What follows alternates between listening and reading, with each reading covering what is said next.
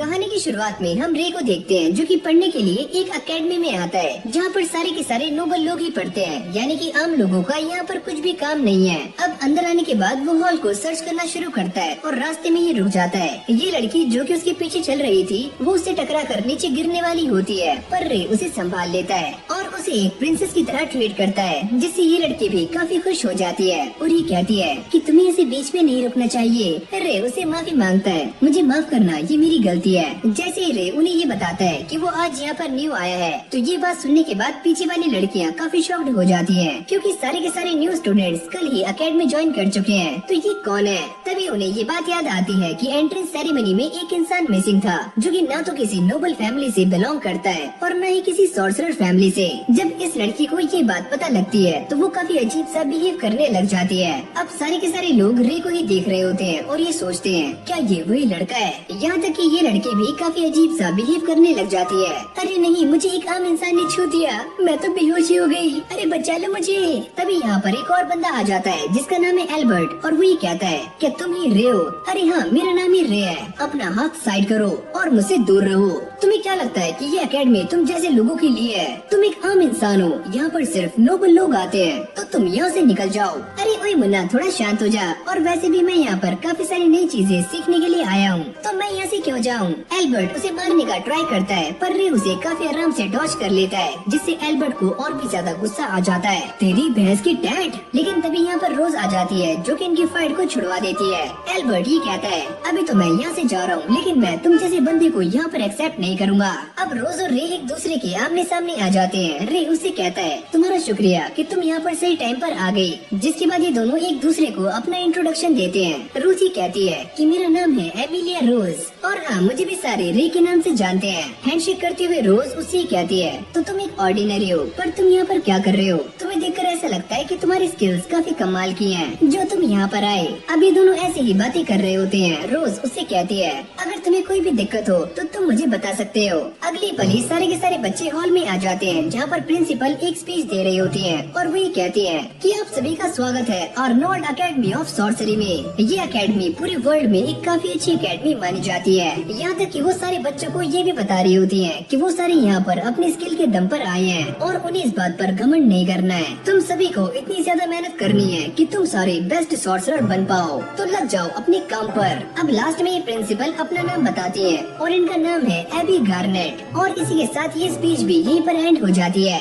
अब एक एक करके सारे बच्चे अपनी स्पीचेस दे रहे होते हैं। रोज ये कहती है कि मैं इस बात से काफी खुश हूँ कि मुझे यहाँ पर पढ़ने का मौका मिल रहा है और आगे हमारे सामने काफी सारी डिफिकल्टीज आने वाली हैं, तो हम सभी को तैयार रहना है। सारे बच्चे उसकी बातों को बड़ी गौर से सुन रहे होते हैं, खासकर लड़कियाँ, और वो ये कहती है कि हम यहाँ पर इसीलिए आए हैं ताकि हम सॉर्सरी सीख पाए और काफी बेस्ट बन पाए। जिसके बाद हम क्लासरूम में आ जाते हैं जहाँ पर सारे के सारे बच्चे रे के बारे में बातें कर रहे होते हैं। रे अपना इंट्रोडक्शन देता है और वो ये कहता है कि मेरा नाम है रे, और जैसे कि आप सारे लोग जानते हो कि जब से ये एकेडमी बनी है तब से मैं यहाँ पर पहला ऑर्डिनरी हूँ और मैं ये ट्राई करूँगा कि मैं एक काफी अच्छा सॉर्सरर बन पाऊँ। लेकिन अब भी सारे के सारे बच्चों के दिमाग में सिर्फ एक ही क्वेश्चन होता है कि ये ऑर्डिनरी यहाँ पर क्या कर रहा है और ये यहाँ पर आया कैसे। कहानी में आगे बढ़ने से पहले हम टीचर का नाम भी जान लेते हैं, जिनका नाम है मिस ग्रे।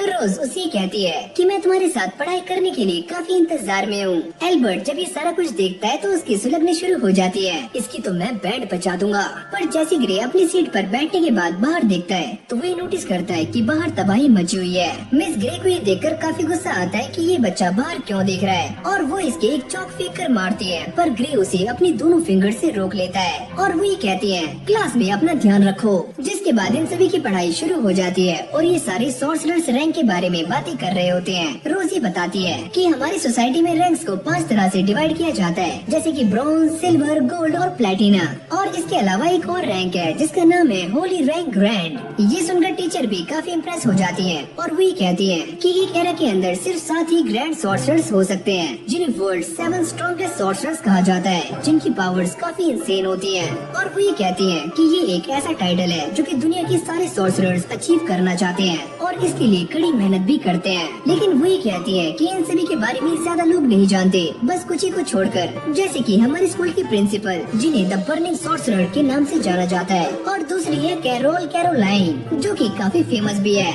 इसके बाद वही कहती है कि एक और सॉर्सरर है जिसने फार ईस्ट वॉर को रोका था, जिसे आइस ब्लेड सॉर्सरर के नाम से भी जाना जाता है। और जैसे ही ये वॉर खत्म हुई तो आइस ब्लेड सॉर्सरर इस दुनिया से गायब हो गया और बाकी सभी सॉर्सरर्स ने भी अपने नाम रिवील नहीं किए और वो भी लापता हो गए, यानी कि एकदम गायब। मिस ग्रे उनसे कहती है कि तुम सारे भी यहाँ पर इसलिए आए हो कि तुम भी द ग्रेट 7 सॉर्सरर्स बन सको।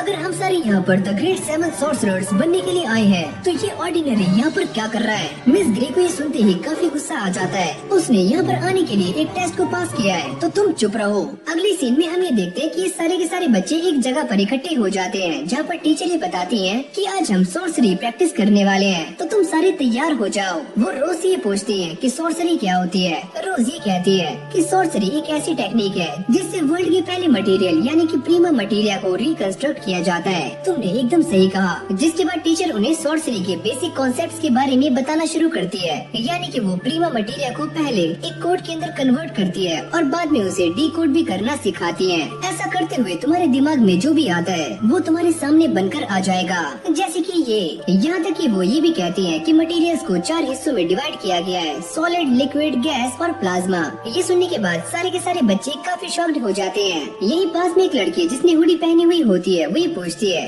कि आपने इसे तोड़ने के लिए एंटी मटेरियल कोड का इस्तेमाल किया, पर टीचर इसके लिए मना कर देती है कि मैंने ऐसा कुछ भी नहीं किया। जिसके बाद ये सारे बच्चे प्रैक्टिस करने पर लग जाते हैं और रोज ने एक काफी अच्छा फ्लावर बनाया होता है, जिसको देखकर ये सारी लड़कियाँ काफी खुश हो जाती हैं। रे भी ये करने का ट्राई कर रहा होता है, पर उससे ये नहीं होता। एल्बर्ट ये कहता है कि ये इंसान फिर से यहाँ पर आ गया, मैं इसे यहाँ पर बर्दाश्त नहीं करूँगा। अगले सीन में रे की मुलाकात लाइब्रेरी में एक लड़की के साथ होती है जिसका नाम है एलिसा। जिसके बाद वो ये कहती है कि वो भी आइंसवर्थ की तरह एक डॉक्टर बनना चाहती है। वैसे हाँ, मैं भी उस इंसान को दिल से काफी रिस्पेक्ट करता हूँ। जब रे उससे पूछता है कि वो अपना चेहरा छुपा कर क्यों रखती है, वो ये कहती है कि मेरे कान काफी अजीब हैं। रे उससे कहता है मैं ये जानता हूँ कि तुम एक एल्फ हो और तुम्हारे कान काफी सुंदर हैं। एलिसा ये बताती है कि सारे लोग उसके कानों को लेकर उसे काफी ज्यादा टीज करते हैं, पर रे की तारीफ करने के बाद वो थोड़ी सी खुश हो जाती है। जिसके बाद रे एक बंदे से मिलने के लिए उसके पास आता है और इसका नाम है एवी। ये दोनों एक दूसरे को देखकर काफी खुश होते हैं, लेकिन जैसे ये दोनों हैंडशेक करते हैं तो इन दोनों के ये कपड़े गायब हो जाते हैं और ये दोनों एक दूसरे को अपनी बॉडी फ्लेक्स कर रहे होते हैं और काफी अच्छे दोस्त भी बन जाते हैं। फिर हमें सुबह का सीन दिखाया जाता है जहाँ पर रे रनिंग कर रहा होता है। तभी उसकी मुलाकात एक लड़की से होती है जिसका नाम है रेबेका, और ये भी 3 नोबल फैमिलीज में से किसी एक से बिलोंग करती है। अब ये दोनों एक दूसरे को अपना इंट्रोडक्शन देते हैं और रे अपना नाम बताता है कि मेरा नाम है रे। जब रे और एवी एकेडमी के लिए जा रहे होते हैं तो रे उससे पूछता है कि ये तीनों नोबल फैमिलीज कौन सी हैं। एवी उसे बताता है कि यहाँ पर रोज, ब्रैडली और ऑलग्रेन ये तीनों ही नोबल फैमिलीज हैं। अब ये दोनों एकेडमी पहुँच जाते हैं और जैसे रे आगे जा रहा होता है तब उसकी टक्कर एक लड़की से हो जाती है, लेकिन ये लड़की उल्टा ही रे के ऊपर गुस्सा करना शुरू कर देती है कि ये सारी तुम्हारी गलती है। पर मैंने किया क्या, मैं तो बस सीधा जा रहा था, तुम मेरे सामने आ गए, तुम सामने से हट भी तो सकते थे। ये लड़की भी रे को देखकर ये समझ जाती है कि शायद से ये वही लड़का है जिसके बारे में पूरी एकेडमी में चर्चा चल रही है। रे उससे कहता है कि मेरा नाम है रे व्हाइट और तुम काफी सुंदर हो। ये सुनते ही वो लड़की भी ब्लश करना शुरू कर देती है और वो ये कहती है कि मैं एक काफी क्यूट लड़की हूँ और मेरा नाम है क्लैरिस क्लीवलैंड। तुमने अपना नाम काफी अच्छे से बताया, लेकिन ये क्लीवलैंड फैमिली कौन सी है? क्या सच में तुम मेरी फैमिली के बारे में नहीं जानते? मुझे माफ करना, मुझे इसके बारे में कुछ भी पता नहीं है। वैसे अगर तुम मेरी फैमिली के बारे में नहीं जानते तो कोई बात नहीं, उन्हें भूल जाओ। वैसे तुम्हें देखकर ऐसा लगता है कि तुम्हारी फैमिली में सारे लोग काफी सुंदर होंगे, एकदम तुम्हारी तरह। अरे हाँ, तुमने एकदम सही कहा। तभी उसे याद आता है कि वो ऑलरेडी काफी लेट हो चुकी है, तो वो यहाँ से भाग जाती है। यहाँ पर रे भी प्रिंसिपल के ऑफिस में आ जाता है और वो ये कहता है कि आपने मुझे यहाँ पर बुलाया, और वो ये कहती है कि तुम इतने फॉर्मल क्यों हो रहे हो, हम दोनों एक दूसरे को काफी अच्छे से जानते हैं और हम दोनों ही रिटायर हैं, तुम मुझे एबी कहकर बुला सकते हो। यानी कि इन दोनों के बीच में कोई न कोई तो लोचा है और ये एक दूसरे को काफी लंबे टाइम से जानते हैं। अगली सीन में एल्बर्ट और रे के बीच में एक स्वॉर्ड फाइट चल रही होती है। जैसे ही एल्बर्ट उसके ऊपर अटैक करता है तो रे बड़ी आराम से उसकी स्वॉर्ड को नीचे गिरा देता है, जिसको देखकर सारे लोग काफी खुश हो जाते हैं। पर एल्बर्ट को काफी गुस्सा आ रहा होता है, इसकी भैंस की टैट। अब वो दोबारा से गुस्से में आकर रे के ऊपर अटैक करता है, पर रे उसकी स्वॉर्ड को पूरी तरह से तोड़ देता है, जिससे सभी को एक बात तो क्लियर हो जाती है कि रे सच में काफी स्ट्रॉन्ग है। और एबी भी दूर से खड़ी हुई इस फाइट को देख रही होती है और वो ये कहती है, मैं ये बात देखकर काफी खुश हूँ कि तुम्हें अपनी एकेडमी लाइफ पसंद आ रही है। रे white, the ice blade sorcerer. अब अगले सीन में हम एवी और रे को देखते हैं जो कि अपने रूम में एक काफी खतरनाक एक्सरसाइज कर रहे होते हैं। अब प्रोटीन शेक पीने के बाद एवी रे से ये पूछता है, क्या तुम 2 क्लब्स एक साथ हैंडल कर सकते हो? जब मैं इस एकेडमी में आ ही गया हूँ तो मैं इसे भी संभाल लूंगा, मैं एकदम रेडी हूँ। पर तुम जानते हो ना कि इसके लिए तुम्हें काफी मेहनत करनी पड़ सकती है। अरे नहीं, मेरे पास ये है। और वो इसे एक गोल्ड कार्ड दिखाता है, जिसके बाद रे एक क्लब में आ जाता है जहाँ पर काफी सारे बॉडी बिल्डर्स बैठे हुए होते हैं। एक बंदा उससे ये पूछता है, क्या तुम हमारे क्लब को ज्वाइन करना चाहते हो? यहीं पर हम एवी को भी देखते हैं जो कि ये बता रहा होता है कि वो सारे क्या करते हैं। एक बंदा ये कहता है कि हमारे क्लब में वो सारे लोग आते हैं जो कि डरते नहीं हैं, जिन्हें हम हंटर्स कहते हैं। रे भी उन सभी की बातों को बड़ी गौर से सुन रहा होता है। तभी उन सभी का लीडर रे से कहता है कि हम तुम्हारी बॉडी को देखना चाहते हैं। और जैसे रे उन्हें अपनी बॉडी दिखाता है तो ये बॉडी काफी चमचमा रही होती है। ये सारे लोग उसे देखकर काफी हैरान हो जाते हैं। वाह, क्या सॉलिड बॉडी है।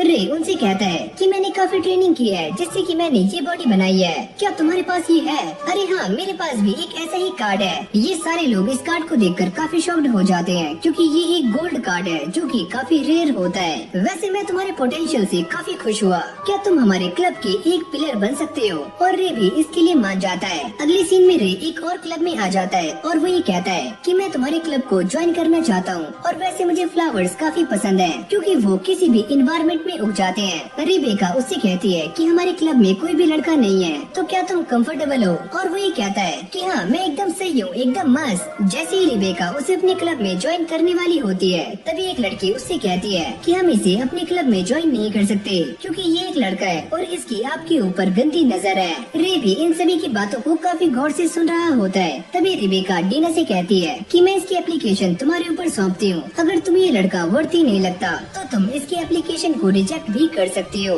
अब डीना उसे लेकर टेरेस पर आ जाती है जहाँ पर उसे ये सारी घास यहाँ से साफ करनी है। डीना उसे कहती है तुम्हारे पास बस एक ही हफ्ते का टाइम है। और रे भी अपने काम पर लग जाता है। देखते ही देखते वो यहाँ का काफी सारा काम खत्म कर देता है। और जब वो यहाँ पर काम कर रहा होता है तो रिबेका उसके लिए खाना लेकर यहाँ पर आती है और वो ये कहती है मैं ये देखकर काफी खुश हुई कि तुम बहुत मेहनत कर रहे हो और इसीलिए मैं तुम्हारे लिए ये सैंडविचेस लेकर यहाँ पर आई हूँ। जब ये दोनों बातें कर रहे होते हैं वो ये देखते हैं कि नीचे कुछ लोग शॉर्ट प्रैक्टिस कर रहे हैं। रिबेका ये देखकर बताती है कि वो दोनों मैजिक शिवेलियर की प्रैक्टिस कर रहे हैं। रे उसे पूछता है कि वो क्या होता है। ये एक तरह का कंपटीशन है जिससे ये पता लगता है कि कौन सबसे ज्यादा स्ट्रॉन्गेस्ट मैजिक शॉर्ट फाइटर है। क्या तुम भी इसके अंदर पार्टिसिपेट करना चाहते हो? हाँ, मैं इसके बारे में सोचूंगा। और ऐसी बात करते करते रिबेका ये नोटिस करती है कि रे की बॉडी काफी दमदार है और वो इसकी तारीफें भी करती है। जैसे ही 4 दिन बीत जाते हैं तो सारी लड़कियां ये देखकर काफी शॉक्ड हो जाती हैं कि रे ने सारा का सारा काम खत्म कर लिया है और अब डीना को उसकी एप्लीकेशन एक्सेप्ट करनी पड़ती है।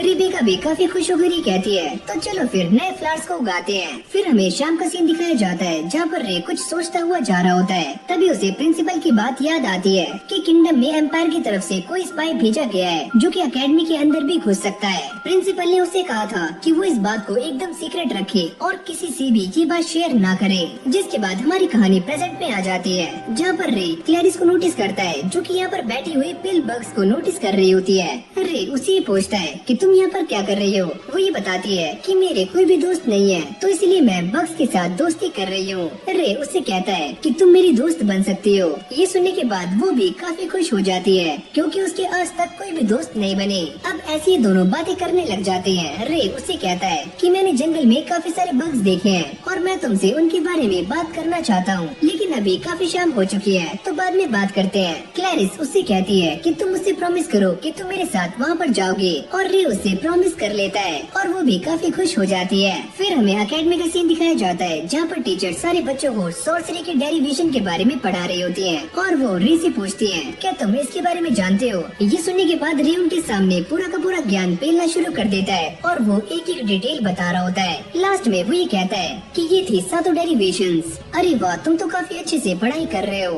अब टीचर उनसे ये कहती है कि तुम्हें शाम में जाकर काफका फॉरेस्ट में ट्रेनिंग करनी है तो जल्दी से 4-4 के ग्रुप्स बना लो। जिसके बाद ये सारे ग्रुप्स बनाने में लग जाते हैं। तभी रोज भी यहाँ पर आ जाती है और वो ये कहती है क्या इसमें मेरे लिए जगह है? अरे तुम्हारे लिए तो जगह ही जगह है। अगली सीन में सारे जंगल के सामने आ जाते हैं जहाँ पर टीचर इन सारे बच्चों को इंस्ट्रक्शंस दे रही होती है और वो ये कहती है कि तुम्हें इस फॉरेस्ट के सेंटर में जाना है और साथ ही में चेक पॉइंट्स भी कलेक्ट करने हैं। टीचर के बोलते ही ये सारे बच्चे अपनी जगहों पर आ जाते हैं और अपने अपने ऑर्डर्स को डिसाइड कर रहे होते हैं कि कौन से बच्चे ने कौन सा काम करना है। जैसे ही इन सभी को सिग्नल मिलता है तो ये सारे बच्चे भागना शुरू कर देते हैं, पर तभी अचानक एलिसा के सामने एक मॉन्स्टर आ जाता है, पर रे अपनी स्वॉर्ड निकालकर उस मॉन्स्टर को बीच में से काट देता है। अब थोड़ी आगे जाने के बाद उन्हें स्टैम्प मिल जाता है जिसे वो अपनी बुक्स पर लगा लेते हैं और काफी खुश होते हैं। रात में ये सारे आग जलाकर एक जगह पर बैठ जाते हैं और रे की तारीफें कर रहे होते हैं कि रे ने अकेले ही काफी सारे मॉन्स्टर्स को मौत के घाट उतार दिया। रे उनसे कहता है कि ये तो मेरे बाएं हाथ का काम था,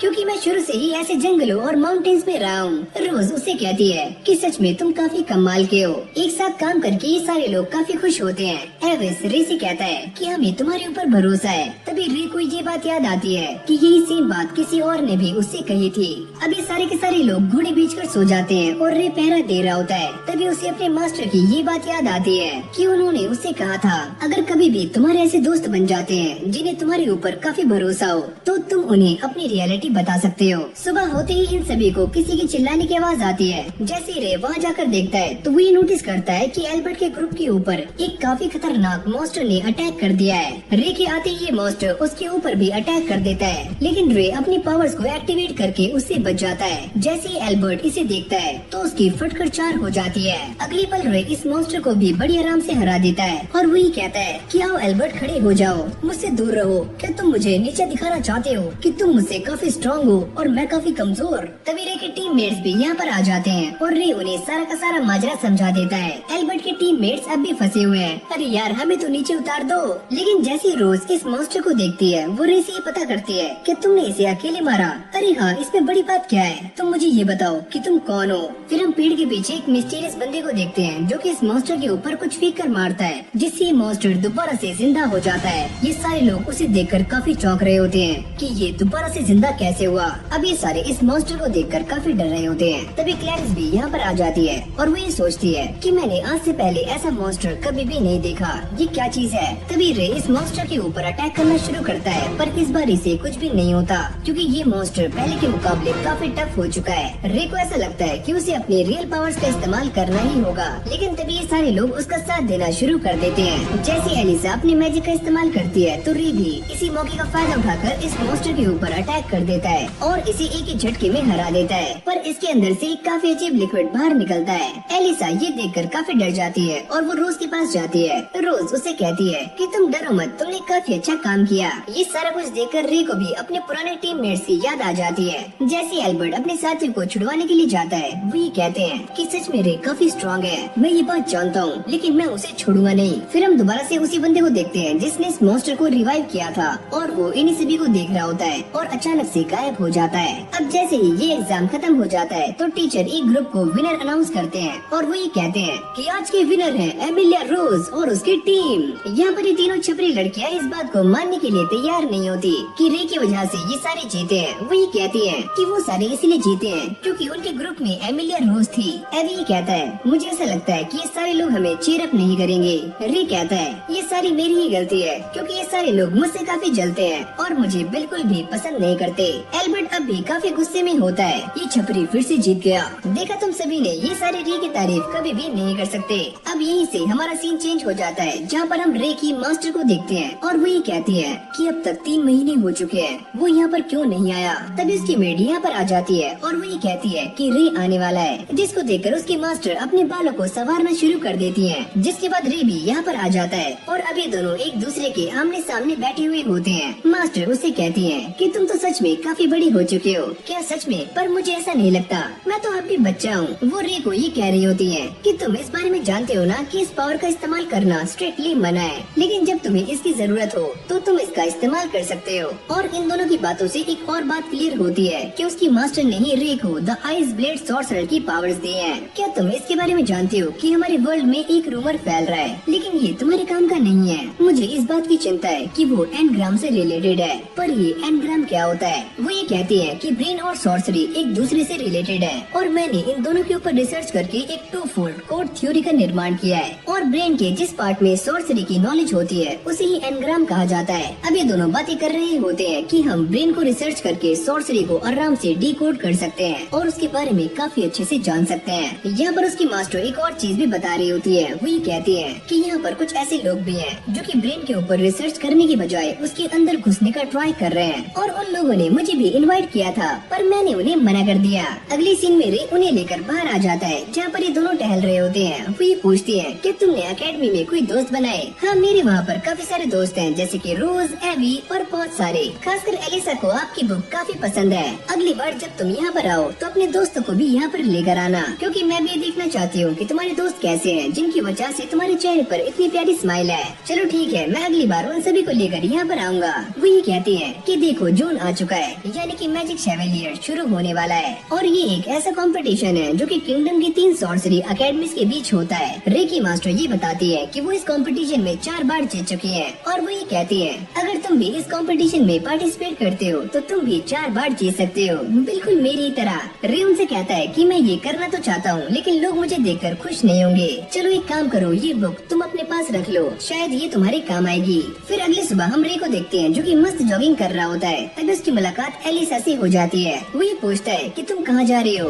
वैसे मैं लाइब्रेरी जा रही हूँ, क्या तुम मेरे साथ चलोगे? अभी दोनों फटाक से कपड़े चेंज करके यहाँ पर आ जाते हैं। रे उससे कहता है कि तुम तो काफी सुंदर लग रही हो, तुम्हारा शुक्रिया, और तुम भी काफी हैंडसम हो। लाइब्रेरी में आने के बाद एलिसा एक किताब को पढ़ रही होती है। तभी वो नोटिस करती है कि रे एक नोवेल को पढ़ रहा है जो कि एक लव नोवेल है। रे उससे कहता है कि इसे पढ़ने के बाद हम दूसरों के इमोशंस को काफी अच्छे से समझ सकते हैं। क्योंकि मैं प्यार और इमोशंस के बारे में ज्यादा कुछ नहीं जानता, तो ऐसे नोवेल्स मुझे काफी ज्यादा अट्रैक्ट करती हैं। और जब ये दोनों बाहर आ जाते हैं तो क्लैरिस इन दोनों को दूर से खड़ी हुई देख रही होती है, और वो ये सोचती है कि ये लड़का यहाँ पर क्या कर रहा है, वो भी एक लड़की के साथ। लगता है ये दोनों गुलछर्रे उड़ा रहे हैं। अभी वो ये सोच रही होती है कि वो रे से बात कैसे करे। तभी रे उसे नोटिस कर लेता है, और वो ये कहता है कि तुम यहाँ पर क्या कर रही हो? वैसे हम दोनों लंच के लिए जा रहे हैं, क्या तुम हमारे साथ चलोगी? हाँ ठीक है, मैं चलूंगी। अगले सीन में तीनों एक रेस्टोरेंट में आ जाते हैं जहाँ पर रे इन दोनों को आपस में इंट्रोड्यूस कर रहा होता है, और साथ में इन दोनों की काफी तारीफें भी करता है, जिसको सुनने के बाद ये दोनों ही ब्लश करना शुरू कर देती हैं। अंदर आने के बाद ये सारे बैठकर आराम से खाना खाते हैं और रे की पार्टी को एंजॉय करते हैं। जब ये सारा खाना पीना खत्म हो जाता है तो ये सारे अपने घर जा रहे होते हैं, लेकिन जैसे ही रे यहाँ से जाता है तो उसकी नजर एमिलिया रोज पर पड़ जाती है, और वो भागकर उसके पास जाता है और ये कहता है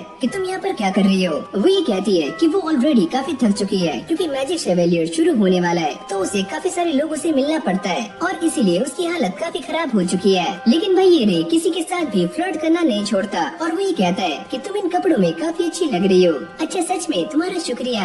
अब ये दोनों एक पार्क में आ जाते हैं जहाँ पर रे उसे बताता है कि आज उसने क्या क्या किया। ये सुनने के बाद रोज को काफी गुस्सा आ जाता है, और वो ये कहती है कि तुमने काफी मजे किए होंगे, क्या तुम मेरे साथ भी कहीं पर जा सकते हो? हाँ, मुझे कोई दिक्कत नहीं है। अब अगले सीन में दोनों एक सस्ते से चारा के शोरूम में आ जाते हैं जहाँ पर रोज अलग अलग तरह के कपड़ों को ट्राई करके देख रही होती है। रे भी उसकी सारी ड्रेसेस की तारीफें कर रहा होता है। अरे वाह, तुम तो काफी सुंदर लग रही हो। मैं जानती हूँ कि तुम एक नंबर की छपरी हो, तुम सारी लड़कियों से ऐसे ही बड़ी आराम से बातें कर लेते हो। पर तभी अचानक उसके सामने एक स्पाइडर आ जाती है, जिसको देखकर रोज बाहर आकर रे के गले लग जाती है। लेकिन तभी उसे ये बात रियलाइज होती है कि उसने सही से कपड़े नहीं पहने, और वो दोबारा से अंदर भाग जाती है। मुझे माफ करना, मैंने गलती से तुम्हें टच कर दिया। रोज ही सोच रही होती है एक दिन मैं रे को सारा कुछ बता दूंगी कि मैं कौन हूँ। अब यहीं से हमारा सीन शिफ्ट हो जाता है जहाँ पर रे अपने टीचर के सामने बैठा हुआ होता है, और वो ये कहती है क्या तुम अपनी एकेडमी की लाइफ को एंजॉय कर रहे हो? अरे हाँ, मैं इस लाइफ को काफी एंजॉय कर रहा हूँ, और मुझे यहाँ पर काफी ज्यादा मजा भी आ रहा है। मैं ये जानती हूँ कि ये नोबल्स तुम्हें सही तरीके से ट्रीट नहीं कर रहे हैं, और मैं तुम्हारी टीचर हूँ, और फिर भी मैं तुम्हारे लिए कुछ भी नहीं कर पा रही हूँ, मुझे माफ करना। जिसके बाद ये टीचर अपने आप को ही ब्लेम करने लग जाती है, और वो ये कहती है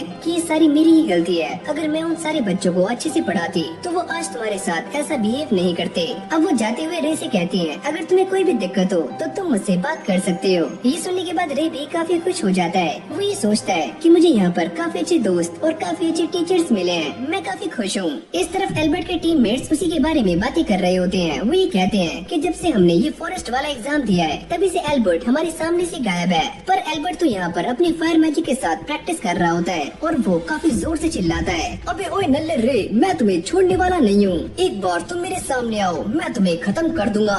फिर हम एवी और रे को देखते हैं जो कि अपने न्यू क्लब के साथ वर्कआउट कर रहे होते हैं और काफी ज्यादा पसीना बहा रहे होते हैं। जिसके बाद रे सैरा के पास आ जाता है जो कि उसे एक की देती है जिससे कि वो क्लब में आ जाता है। तभी अचानक वो ये देखता है कि सामने रेबेका कपड़े चेंज कर रही होती है, जिसको देखकर वो काफी हैरान हो जाता है। रेबेका भी उसे देखकर काफी चौंक जाती है और वो भी अचानक से ही दरवाजे को बंद कर लेता है। अब ये दोनों बाहर आ जाते हैं, जहाँ पर रे उससे माफी मांग रहा होता है। वो ये कहता है कि यहाँ पर जो कुछ भी हुआ प्लीज उसके लिए मुझे माफ कर दो, इसमें तुम्हारी कोई भी गलती नहीं है, आज मैं ही जल्दी आ गई थी, लेकिन तुमने जो कुछ भी देखा उसे भूल जाओ। जिसके बाद वो उसे एक बुक दिखाती है और ये बताती है कि फ्लावर्स सॉर्सरी का यूज करके मॉडिफाई हो सकते हैं। क्या ये सच है? अब वो उसे लेकर बाहर आ जाती है और एग्जाम्पल के तौर पर ये वाला पौधा दिखा रही होती है। रे इसको देखकर काफी शॉक्ड हो जाता है। रिबेका भी रे को देखकर काफी खुश हो रही होती है। वो उससे पूछता है तुम्हें क्या हुआ? वो ये कहती है कि मैं इस बात से काफी खुश हूँ कि मैं तुम्हें सारा कुछ बता पा रही हूँ। जैसे कि हम सारे जानते हैं कि रिबेका 3 नोबल फैमिलीज में से एक है, तो सारे लोग उसे दूरियां बनाकर रखते हैं, तो इसीलिए वो रे को देखकर काफी खुश होती है।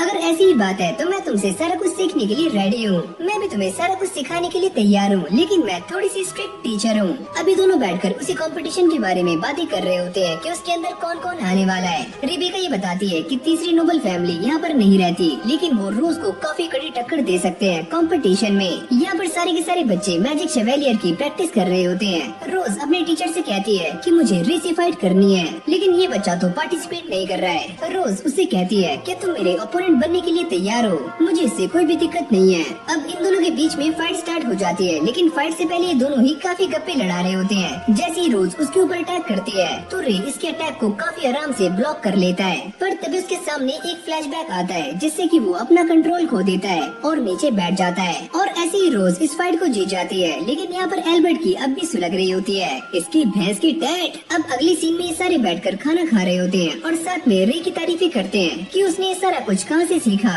और वो ये कहता है कि ये सारा कुछ मेरी मास्टर का कमाल है, उनकी ट्रेनिंग सच में काफी स्ट्रिक्ट थी, पर ये जगह मेरे लिए काफी इजी पीजी है। पर तभी यहाँ पर एल्बर्ट आ जाता है और वो ये कहता है कि मैं तुम्हें डुएल के लिए चैलेंज करता हूँ, मुझे भी ये एक्सेप्ट है। जिसके बाद ये दोनों लड़ने के लिए एक जगह पर आ जाते हैं जहाँ पर काफी बड़ा बैरियर भी लगा होता है। रे उससे पूछता है कि फाइट के रूल्स क्या हैं। वो ये कहता है कि लो ये स्वॉर्ड लो और तुम सॉर्सरी का भी इस्तेमाल कर सकते हो। पर सारे लोग ये देखकर काफी चौंक जाते हैं कि एल्बर्ट के पास एक रियल स्वॉर्ड है, और वो ये कहते हैं कि तुम पागल हो, तुम एक रियल स्वॉर्ड से उससे फाइट करोगे। तभी एल्बर्ट अचानक से रे के ऊपर अटैक कर देता है, पर रे इससे बच जाता है। यही पास में हम उसी बंदे को देखते हैं जो कि इन दोनों की फाइट के ऊपर नजर बनाए हुए है। एल्बर्ट के बार बार अटैक करने के बाद भी रे उससे बड़ी आराम से बच जाता है, जिसको देखकर एल्बर्ट को काफी गुस्सा आता है। वो ये कहता है कि तुम मुझसे बार बार बच क्यों रहे हो, लेकिन मैं तुम्हें छोड़ने वाला नहीं हूँ। फिर हमें एल्बर्ट का एक फ्लैशबैक दिखाया जाता है जहाँ पर हमें ये पता चलता है कि एल्बर्ट एक नोबल तो है, लेकिन उसकी फैमिली काफी नीचे आती है, तो सारे लोग उसके डैड को काफी परेशान किया करते थे। तभी से उसने ये डिसाइड कर लिया कि वो आगे चलकर काफी स्ट्रॉन्ग बनेगा और सभी को ये दिखा देगा कि उसके अंदर कितनी पावर्स हैं। प्रेजेंट में हम ये देखते हैं कि एल्बर्ट रे के ऊपर एक के बाद एक काफी खतरनाक अटैक्स कर रहा होता है, जिसको देखकर सारे लोग काफी हैरान हो रहे होते हैं। पर तभी हम ये देखते हैं कि रे अपनी स्वॉर्ड निकालकर उसके अटैक को अपनी स्वॉर्ड से ही काट देता है। ये देखकर एल्बर्ट की भी काफी फट रही होती है, क्योंकि रे उसके सारे के सारे अटैक से डॉज करते हुए आगे आ रहा होता है। एल्बर्ट उससे कहता है कि तुम एक नोबल फैमिली से हो ना, जो कि अपनी पहचान छुपाकर यहाँ पर रह रहे हो। नहीं, मैं एक नोबल नहीं हूँ, लेकिन मैं सॉर्सरी का इस्तेमाल कर सकता हूँ। ये सुनने के बाद एल्बर्ट को काफी गुस्सा आ जाता है और वो अपने मैजिक का इस्तेमाल करता है, जिससे रे के ऊपर एक फायर ड्रैगन अटैक करने के लिए आता है, पर रे उसे अपनी स्वॉर्ड से काट देता है। एल्बर्ट को भी इस बात पर यकीन नहीं होता कि वो हार गया। यहाँ तक कि रे के भी सारे के सारे दोस्त उसे देखकर काफी चौंक जाते हैं। रोज उसे पूछती है आखिरकार तुम कौन हो, और जैसे रे अपने बारे में बताने वाला होता है तभी अचानक से यहाँ पर एक मैजिक आता है, जिससे सारे लोग नीचे गिर जाते हैं सिवाय रे के। तुम सारे के सारे बच्चे सॉर्सरी के लिए सैक्रिफाइस होने वाले हो। और अगली पल जब ये मास्क हटता है तो हम ये देखते हैं कि ये कोई और नहीं बल्कि टीचर ग्रे हैं। अब रे के दिमाग में भी ये सारी बातें क्लियर हो जाती है कि टीचर ग्रे भी उन्हीं बंदों के साथ मिली हुई है, जो कि लोगों के एनग्राम को हथियाना चाहते हैं, यानी कि उनके ऊपर एक्सपेरिमेंट्स करना चाहते हैं। अरे वाह बच्चे, तुम्हारा दिमाग तो काफी तेज है। अब मुझे तुम्हारे एनग्राम में और भी ज्यादा इंटरेस्ट आ रहा है। तो वो तुम्हें थी जिसने जंगल में हमारे सामने उस मॉन्स्टर को भेजा था ताकि तुम बच्चों को किडनैप कर सको, लेकिन तुमने मेरा सारा का सारा प्लान चौपट कर दिया। और देखो अपने चारों तरफ, मैंने यहाँ पर एक काफी खतरनाक बैरियर बना दिया है और एक साथ काफी सारे बच्चों को भी किडनैप कर लिया है। तो रे बेटा, तुम्हें मेरे टीचर की एक्टिंग कैसी लगी? एक्टिंग का तो पता नहीं, लेकिन मैं तुम्हारे हाथ पैर तोड़ने के लिए तैयार हूँ। अरे वाह, तुम तो काफी इंटरेस्टिंग हो। तो चलो मैं तुम्हें थोड़ी देर के लिए जिंदा रखती हूँ और बाद में तुम्हारे एनग्राम को रिसर्च करूंगी। जिसके बाद इन दोनों की फाइट स्टार्ट हो जाती है। टीचर ग्रे उससे कहती है, मैं जानती हूँ कि तुम क्लोज कॉम्बैट में काफी अच्छे हो, लेकिन तुम सॉर्सरी में मुझसे जीत नहीं सकते। रे भी उसके सारे के सारे अटैक्स को डॉज कर रहा होता है। वो ये कहती है, अभी ओए छपरी, डॉज करना बंद कर, मजा नहीं आ रहा है। अब वो गुस्से में आकर एक अटैक उसके दोस्तों की तरफ करती है। रे को भी अपनी मास्टर की बात याद आती है कि जब भी तुम्हें जरूरत पड़े तो तुम मेरी पावर्स का इस्तेमाल कर सकते हो, यानी कि आइस ब्लेड सॉर्सरर की। रे कहता है, क्रोनोस लॉक रिलीज। और अगली पल हम ये देखते हैं कि रे अपनी रियल फॉर्म में आ जाता है, जिसको देखकर टीचर ग्रे की भी फटनी शुरू हो जाती है। और वो ये कहती है कि आइस ब्लेड सॉर्सरर, तुम जिंदा कैसे हो सकते हो? तुम तो फॉर ईस्ट वॉर में मारे गए थे। नहीं, ऐसा कुछ भी नहीं है, ये सारी पावर्स मेरे अंदर पास ऑन हो चुकी हैं। अब वो गुस्से में आकर रे के ऊपर एक काफी बड़े फायर बॉल से अटैक करती है, पर तभी अचानक हम ये देखते हैं कि ये फायर बॉल एक ही झटके में वैनिश हो जाता है। ये देखकर ग्रे को काफी गुस्सा आ जाता है और वो इसे हराने के लिए एक काफी खतरनाक स्पेल को कास्ट करने वाली होती है। रे कहता है, एंटी मटेरियल कोड एक्टिवेट, और अचानक से ये पूरा का पूरा स्पेल ही गायब हो जाता है। ग्रे यहाँ से भागने का ट्राई करती है, पर रे उसे पकड़ लेता है। ग्रे काफी दर्द में ये कहती है, क्या तुम ही आइस ब्लेड सॉर्सरर हो? प्लीज मुझे यहाँ से जाने दो। ग्रे को देखकर ऐसा लगता है कि वो रे के सामने अपनी जान की भीख मांग रही है, लेकिन उसकी एक इविल स्माइल सारा कुछ चेंज कर देती है। तभी अचानक हम ये देखते हैं कि रे के ऊपर एक काफी खतरनाक फायर अटैक होता है, लेकिन अब भी उसे कुछ भी नहीं होता। ये देखकर ग्रे की भी काफी फट जाती है। क्या तुम एक मॉन्स्टर हो? मैं ये समझ गई कि मैं तुम्हें हरा नहीं सकती, क्योंकि तुम काफी स्ट्रांग हो। तुमने यहाँ पर जो कुछ भी किया है उसके लिए तुम्हें पनिशमेंट मिलने वाली है, और मैं तुम्हें जिंदा पकड़ने वाला हूँ। अगर ऐसी ही बात है तो मेरे पास कोई और रास्ता नहीं है। और वो एक इंजेक्शन को निकालकर अपने सर में घुसा लेती है,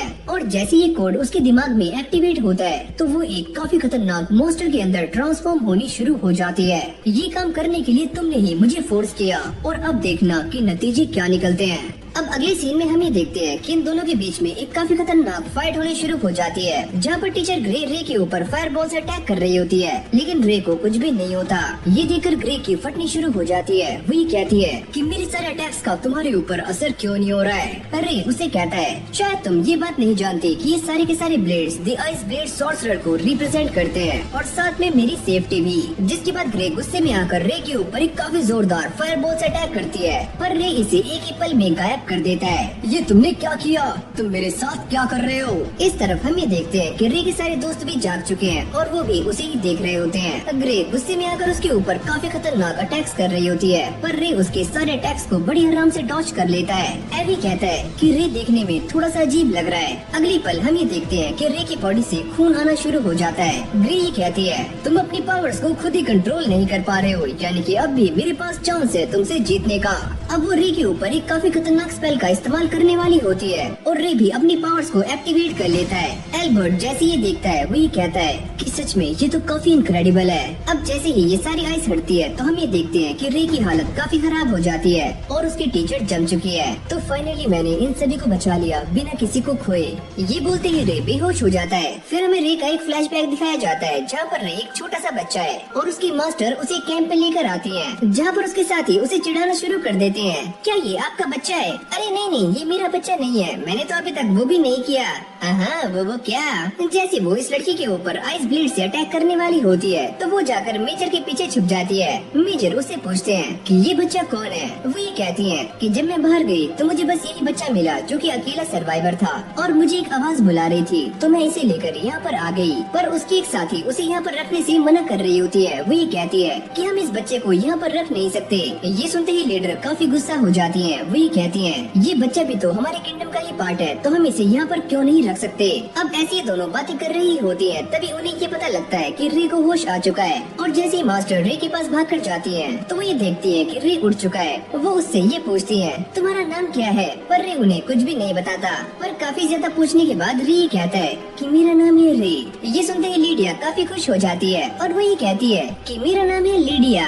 अब रे कैरोल के पास आ जाता है, जो कि उसे कहानियाँ सुना रही होती है, और रे भी इन कहानियों कहानियों को काफी एंजॉय कर रहा होता है। तभी लीडिया यहाँ पर आ जाती है और वो ये कहती है, ओह अच्छा, तुम इस पिंक फूल के साथ डील करना सीख गए हो। अरे मास्टर, आप ये क्या कह रही हो?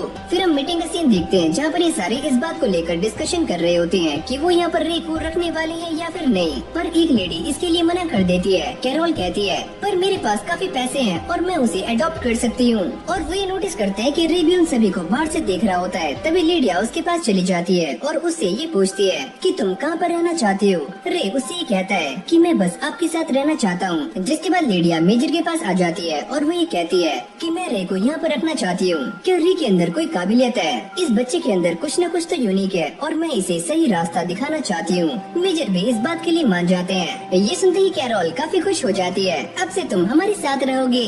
रे भी लीडिया को मास्टर बुलाना शुरू कर देता है। फिर हमें 6 साल के बाद फॉरेस्ट वॉर का सीन दिखाया जाता है जहाँ पर रे ने अपने आइस ब्लेड की पावर्स का इस्तेमाल करते हुए अपने सारे के सारे एनिमीज को काफी आराम से हरा दिया होता है। ये देखकर उसके टीममेट्स उसकी काफी तारीफें करते हैं कि ये बच्चा तो सच में काफी कमाल का है। पर आगे जाने के बाद वो ये देखते हैं कि यहाँ पर एक काफी बड़ा गड्ढा है। लीडिया ये बताती है कि ये सारा कुछ इसीलिए हो रहा है क्योंकि आजकल के सॉर्सरर्स काफी ज्यादा ओवरहीट कर रहे हैं। अब ये सारे मीटिंग में आ जाते हैं जहाँ पर मेजर ये बताते हैं कि 2 सॉर्सरर्स डीप ब्लू और थंडर मारे जा चुके हैं। ये सुनते ही सारे के सारे लोग काफी हैरान हो जाते हैं। क्या सामने वाले लोग सच में इतने स्ट्रॉन्ग हैं? एवी ये कहती है, मुझे ऐसा लगता है कुछ और लोग भी इसके अंदर इन्वॉल्व हैं। मेजर कहते हैं, मेरे ख्याल से ये वॉर और भी ज्यादा इंटेंस होने वाली है तो हम ऐसे ही रिट्रीट नहीं कर सकते। ये सारे लोग रे से कह रहे होते हैं कि वो इस फाइट को छोड़कर यहाँ से जा सकता है क्योंकि अब भी वो काफी छोटा है। पर रे उनसे कहता है कि आप सारे मेरी फैमिली हो और मैं आपको छोड़कर ऐसे नहीं जा सकता। यहाँ तक कि मेरी मास्टर ने मुझे सिखाया है कि टैलेंट के साथ काफी सारी जिम्मेदारियाँ भी आती हैं और मैं उन्हें निभाने के लिए एकदम रेडी हूँ। अरे वाह छुटकू, तुम सच में काफी अच्छे हो और मैं तुम्हें बचाने के लिए एकदम तैनात रहूंगा। फिर हमें वॉर का सीन दिखाया जाता है जहाँ पर हावर्ड ही पहला इंसान होता है जो कि रे की आंखों के सामने मारा जाता है। ये देखकर रे को काफी गुस्सा आना शुरू हो जाता है। लीडिया उसे रुकाने की काफी ट्राई करती है पर रे ओवरहीट हो जाता है। पर तभी हावर्ड की झलक उसके सामने आती है। वो ये कहता है कि प्लीज मरना मत, मैं तुम्हें ऊपर से देखने वाला हूँ। अब यहीं से हमारा सीन चेंज हो जाता है जहाँ पर रे एक हॉस्पिटल के अंदर होता है और जैसे उसे होश आता है वो ये कहता है कि सारे लोग कहाँ पर हैं। उसकी मास्टर उसे बताती है कि तुमने अपनी पावर्स का इस्तेमाल किया था ना, मुझे माफ करना, मुझसे गलती हो गई। अब ये सारे ऐसी ही बातें कर रहे होते हैं और रे ये पूछता है कि सारे लोग कैसे हैं। एबी ये बताती है कि सारे लोग एकदम ठीक हैं, बस उनका माना थोड़ा सा कम हो गया था पर अब वो सारे सही हैं। लीडिया रे के सर को सहलाती है और ये कहती है कि जब भी तुम फ्री हो मुझसे मिलने जरूर आना। ये बोलने के बाद वो यहाँ से चली जाती है। यहाँ तक कि मेड भी उससे कहती है कि बच्चे अच्छे से रेस्ट करना। जब ये सारे यहाँ से चले जाते हैं तो रेवी उससे कहती है कि लीडिया मेरे पास आई थी और उसने मुझसे कहा था कि मैं तुम्हारा एडमिशन उस एकेडमी में करवा दूं और इसके लिए वो मुझसे भीख मांग रही थी और मैंने आज तक लीडिया को भीख मांगते नहीं देखा। फिर हमें एक पास्ट का सीन दिखाया जाता है जहाँ पर लीडिया और रेवी बात कर रहे होते हैं। लीडिया उससे कहती है कि मैं ये चाहती हूँ कि रे अपनी आगे की लाइफ को एंजॉय करे और वो ये देखे कि बाहर की दुनिया कैसी होती है। यहाँ तक कि वो ये भी कहती है कि रे एक छोटा सा बच्चा है जो कि अपनी उम्र के ही दोस्तों को डिजर्व करता है और उसकी जगह बैटल फील्ड में नहीं है। जिसके बाद हमें प्रेजेंट का सीन दिखाया जाता है जहाँ पर लीडिया एकेडमी से बाहर आ जाती है और काफी ज्यादा रो रही होती है। वो ये कहती है कि रे तुम एकदम सही हो। ये सारी बातें सुनते ही रे की आंखों में भी आंसू आ जाते हैं। उसके दोस्त भी बाहर खड़े हुए उसका वेट कर रहे होते हैं। जिसके बाद ये सारे अंदर चले जाते हैं। रे उनसे माफी मांगता है कि दोस्तों मुझे माफ करना कि मैंने तुम्हें ये नहीं बताया कि मैं ही उन 7 स्ट्रॉन्गेस्ट सॉर्सरर्स में से एक हूँ, यानी कि द आइस ब्लेड सॉर्सरर। वो ये भी कहता है कि मैं अपनी मास्टर के साथ फॉर ईस्ट की वॉर में फाइट कर रहा था लेकिन तभी मैं ओवरहीट हो गया। वो सारे ये पूछते हैं पर ये ओवरहीट क्या होता है? रे ये बताता है जब तुम ना चाहकर भी अपनी एनग्राम के ऊपर से कंट्रोल खो देते हो तो तुम ओवरहीट हो जाते हो। वो ये बता रहा होता है कि ये सारी सिचुएशन काफी अजीब थी और जब मेरी आंखें खुली तो मेरी मास्टर ने मुझे गले से लगाया हुआ था, इसलिए मैं अपने आप को ओवरहीट से बचाने के लिए क्रोनोस लॉक का इस्तेमाल करता हूँ। ये सारे लोग इस बात को सुनकर काफी चौंक जाते हैं और वो ये कहते हैं क्या इसीलिए तुम सोर्सरी का इस्तेमाल नहीं करते? हाँ, यही वो रीजन है। यहाँ तक कि मैंने काफी सारे लोगों की भी जान ली है जो कि मेरे अपने थे और मेरे हाथ खून से रंगे हुए हैं। क्या मैं तुम्हारे साथ रहने के लिए एकदम सही हूँ। मैं तुम सभी से माफी मांगता हूँ उस सब के लिए जो भी मैंने किया। तभी रोज उसके हाथ को होल्ड कर लेती है और वो ये कहती है कि मैं तुम्हारे साथ हूँ। अरे हाँ यार, हम भी तुम्हारे साथ हैं क्योंकि तुम हमारे दोस्त हो। और रोज उसे गले से लगाकर कहती है कि देखा, सारे लोग तुम्हारे साथ हैं और तुम अकेली नहीं हो। अब रात में एल्बर्ट भी रे के पास आ जाता है और वो उससे माफी मांग रहा होता है। प्लीज मुझे माफ कर दो जो भी मैंने तुम्हारे साथ किया। और रे भी उसे माफ कर देता है। ये देखते ही एल्बर्ट काफी शॉक्ड हो जाता है। पर क्यों, तुमने ऐसा क्यों किया? तुमने काफी जल्दी मुझे माफ कर दिया। तुम्हें अपनी गलती का एहसास हो गया और तुमने मुझसे माफी मांग ली। ये मेरे लिए काफी है। सच में यार, तुम काफी पावरफुल हो, लेकिन फिर भी तुम एक आम लाइफ जी रहे हो। अब रे उसे एक एडवाइस देता है कि जो तुम बाहर ढूंढने का ट्राई कर रहे हो उसे प्लीज अपने अंदर ढूंढो। अब अगले सीन में हम कैरोल को देखते हैं जो क्लास में आ जाती है और वो अब से इन सभी की न्यू टीचर है। वो ये कहती है, हाँ भाई बच्चों, क्या हाल चाल? और सारे बच्चे उसे देखकर ब्लश करना शुरू कर देते हैं क्योंकि कैरोल काफी क्यूट है। अब कैरोल इन सभी को मैजिक शेवेलियर के बारे में बताना शुरू करती है और वो ये कहती है कि ये एक ऐसा कंपटीशन है जहाँ पर किंगडम की तीनों ही एकेडमीज पार्टिसिपेट करती हैं। साथ में वो ये भी कहती है कि सेकंड और थर्ड ईयर वाले बच्चे सीधा ही मेन टूर्नामेंट के अंदर पार्टिसिपेट कर सकते हैं। अब वो ये दिखाती है कि इस टूर्नामेंट के अंदर टोटल 16 बच्चों को चुना जाएगा जो कि तीनों ही एकेडमी से होंगे। और रिबेका जो कि लास्ट टाइम यहाँ से जीती थी, तो उसी वजह से हम 5 नहीं, हम 6 बंदों को यहाँ से भेज सकते हैं। जिसके बाद ये सारे अलग अलग एकेडमीज के बारे में बातें कर रहे होते हैं और सारी ही एकेडमीज अलग अलग चीजों में काफी परफेक्ट हैं। वो ये बताती है कि इस कंपटीशन के अंदर कमेटी मेंबर्स भी काफी इम्पोर्टेंट है जो कि हमारे बच्चों को सपोर्ट करेंगे। और रे, मैं ये काम तुम्हारे ऊपर सौंपती हूँ। ये बोलने के बाद वो यहाँ से चली जाती है। अरे यार, ये मैं कहाँ फंस गया। अब रे काफी गुस्से में एबी के पास आ जाता है और वो ये कहता है कि कैरोल यहाँ पर क्या कर रही है। वो ये कहती है कि वो अभी फ्री थी तो इसलिए मैंने उसे यहाँ पर बुला लिया और वैसे भी वो एकेडमी को काफी अच्छे से प्रोटेक्ट कर सकती है। ये काम तो मैं भी कर सकता हूँ। तुम ये बात जानती हो ना कि मैं उसे हैंडल नहीं कर पाता, तो उसका कुछ करो। अरे मुन्ना, शांत हो जाओ। वैसे भी सारे बच्चे उसे पसंद कर रहे हैं तो दिक्कत क्या है? हाँ, बस तभी तक जब तक कैरोल अपना असली रंग नहीं दिखाती। पर तभी अचानक कैरोल उसके पीछे आ जाती है। तुम ये क्या बातें कर रहे हो? ये देखकर रे की काफी फट जाती है और वो यहाँ से भागना शुरू कर देता है। अगले सीन में हम रे और क्लैरिस को देखते हैं जो कि एक फाइट को देख रहे होते हैं। रे ये कहता है कि मुझे ऐसा लगता है कि ये लड़की इस फाइट को जीतने वाली है। क्लैरिस को ये बातें समझ नहीं आती कि रे क्या बकवास कर रहा है और आखिर में ये लड़की ही जीत जाती है। ये देखकर क्लैरिस काफी शॉक्ड हो जाती है। तुम सच में काफी डरावने हो। तुमने मैच शुरू होने के 2 सेकंड में ही ये बता दिया कि कौन जीतने वाला है। ये बस इसीलिए क्योंकि उन दोनों की एबिलिटीज काफी डिफरेंट थी, तो ये बताना काफी आसान था। अब बारी आती है रोज की, जिसका मैच एक बंदी के साथ हो रहा होता है। क्लैरिस ये कहती है कि ये देखकर मैं काफी आराम से बता सकती हूँ कि इनमें से कौन जीतेगा। और अगले पल हम ये देखते हैं कि रोज इस मैच को जीत जाती है, पर उसके चेहरे पर एक उदासी होती है जिसको रे भी नोटिस कर लेता है। जिसके बाद हमें एक फ्लैशबैक दिखाया जाता है जहाँ पर रोज अपने डैड से बात कर रही होती है और वो ये कहते हैं कि तुम ये बात जानती हो ना कि तुम रोज फैमिली की मेंबर हो और मैं तुम्हारी परफॉर्मेंस देखना चाहता हूँ। और हाँ, एक बात और, चाहे कुछ भी हो जाए तुम्हें उस ऑल ग्रेन फैमिली से नहीं हारना है। इस तरफ रे इन सभी से एरियाना ऑल ग्रेन्स के बारे में पता कर रहा होता है और वो ये बताती है कि वो लड़की डियोम अकेडमी से है। रे उनसे ये पूछता है क्या वो लड़की सच में स्ट्रॉन्ग है। रिबेका ये बताती है कि वो एक नोबल है और वो अपनी पूरी ताकत के साथ फाइट करती है। सैरा भी ये कहती है कि मैंने भी उससे एक बार फाइट की थी, वो सच में काफी स्ट्रॉन्ग है। अब अगले सीन में हम रोज को देखते हैं जो कि अपने ओपोनेंट एल्बर्ट को काफी आराम से हरा देती है और मैजिक शेवेलियर के लिए सिलेक्ट हो जाती है। ये सारे लोग भी खड़े हुए उसी को नोटिस कर रहे होते हैं। क्लैरिस ये कहती है कि रोज काफी कमाल की है, उसने अपने सारे मैचेस 10 सेकंड के अंदर ही खत्म कर दिए। एल्बर्ट भी सेकंड रैंक के लिए क्वालिफाई कर चुका है, यहाँ तक कि वो अपने टीममेट से स्माइल करके बात कर रहा होता है। और ये तीनों छपरी लड़कियाँ भी रोज के पास आ जाती हैं और उसकी तारीफें कर रही होती हैं और वो ये सोच रही होती है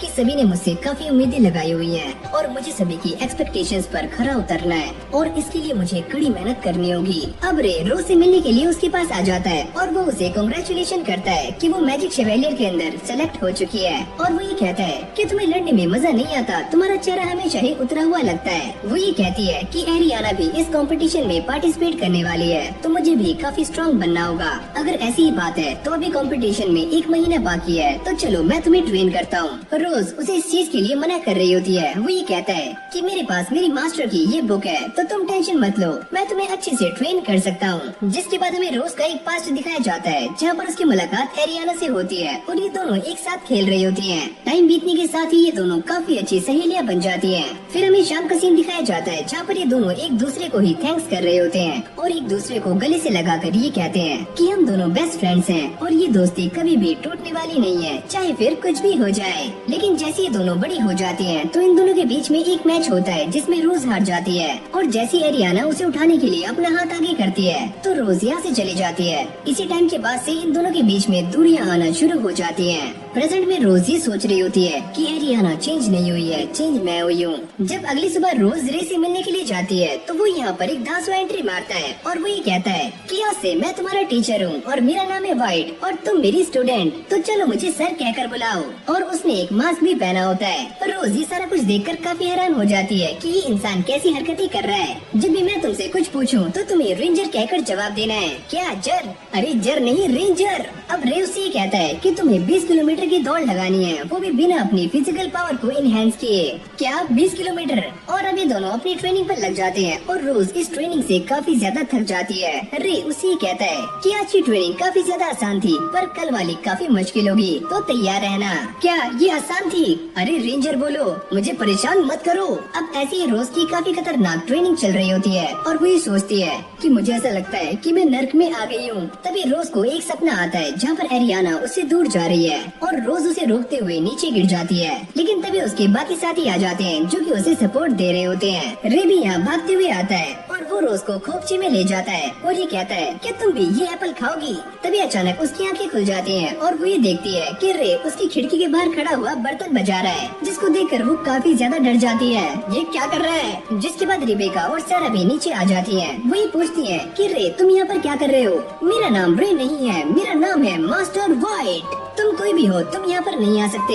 रे उससे कहता है कि तुम तो काफी क्यूट लग रही हो। पर इसी मौके का फायदा उठाकर रोज यहाँ से भाग जाती है। अब रे उसे ढूंढना शुरू करता है तो उसे एल्बर्ट मिल जाता है। तुम यहाँ पर क्या कर रहे हो? मुझे बस कुछ टाइम अकेले रहना है। वो रे से पूछता है कि मैं स्ट्रॉन्ग बनना चाहता हूँ, तो मैं इसके लिए क्या करूँ? मैं डेली ट्रेनिंग भी कर रहा हूँ। ये टेंशन अपने दिमाग से निकाल दो क्योंकि मैं ये बात जानता हूँ कि तुम आगे चलकर काफी पावरफुल बनने वाले हो। अब तुमने ये कह दिया तो काफी अच्छा लग रहा है। अब रे रोज को ढूंढते ढूंढते इन दोनों के पास आ जाता है और वो ये कहता है क्या तुमने उसे कहीं देखा है? पर वो मना कर देती है। पर अगले पल रे उसको ढूंढ लेता है। हाँ रोज, क्या हाल चाल? और वो उसे घसीट कर यहाँ से ले जाता है। अब यहीं से हमारा सीन चेंज हो जाता है जहाँ पर रे अपने क्लब में आ जाता है और वो ये कहता है कि हम सभी को रोज के लिए चीयर लीडिंग स्क्वाड बनना है। लेकिन हम वो काम क्यों करें? क्योंकि हम सभी के अंदर ताकत के साथ साथ बुलंद आवाज भी है। और ये सारे उसकी हेल्प करने के लिए मान जाते हैं। ये लो मेरे दोस्त, तुमने जो मंगाया था मैं लेकर आ गया हूँ, बस अपने पाथ को फॉलो करो।